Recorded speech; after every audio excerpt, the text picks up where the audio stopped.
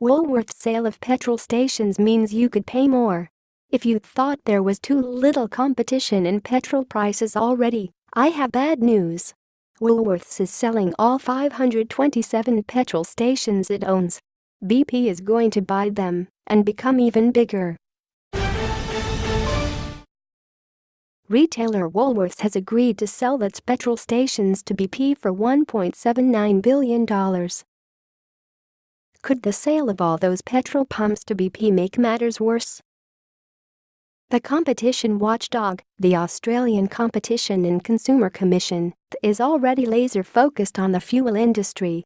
It took a bunch of fuel retailers to court recently and is constantly monitoring petrol prices looking for collusive behavior. In parts of Australia, fuel prices already move in patterns that imply competition is not too strong. Perth unleaded prices. If the sale goes through, the chances of strong competitive pressure in the petrol market get weaker still. That could hurt all of us when we fill up our tanks. It comes at a bad time for motorists. The global oil price cartel, the Organization of the Petroleum Exporting Countries, OPEC, has recently made pledges to cut supply and push up the global oil price. Prices at the pump could be about to skyrocket just as this deal goes through. The Masters connection. Competition is important.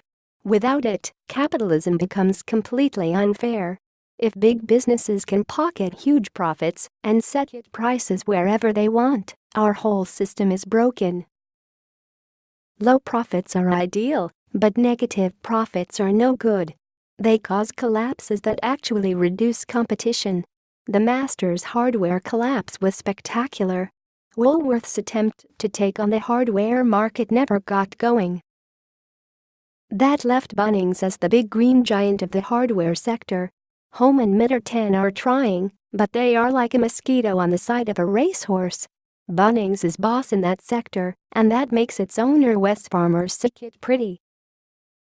Masters cost Woolworths a lot of money. Many millions were spent for little return. Woolies posted a loss of more than $1.2 billion last year. Now Woolies is selling up its petrol business in order to strengthen the Woolworths balance sheet and reinvest in its core business. This is the link to Masters. If it had succeeded, Woolies may not have needed to bolster its finances and would have more competitors in both fuel and hardware.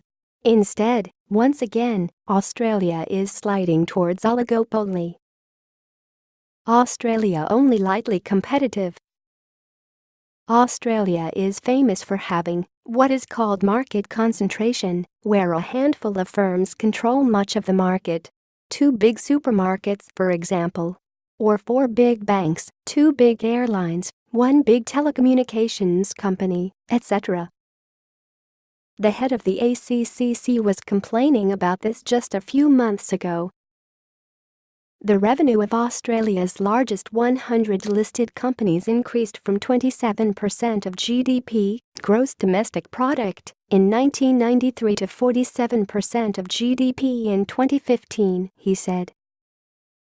The big guys are getting bigger, and it is often through mergers and acquisitions like this petrol station deal. He then argued that mergers can, in some cases, reduce competition and cause harm to consumers and our economy, mentioning, just by the by, that the largest petrol retailers were making good profits, while many retailers with only a few outlets struggle. What's interesting here is the ACCC will have to approve the Woolies BP deal before it goes through. Will they do so? It seems likely, but is not certain. BP says it is confident that clearance will be granted. Australia has a highly competitive fuel market, and we are confident the ACCC will ensure this isn't altered by the transaction, a BP spokesperson said.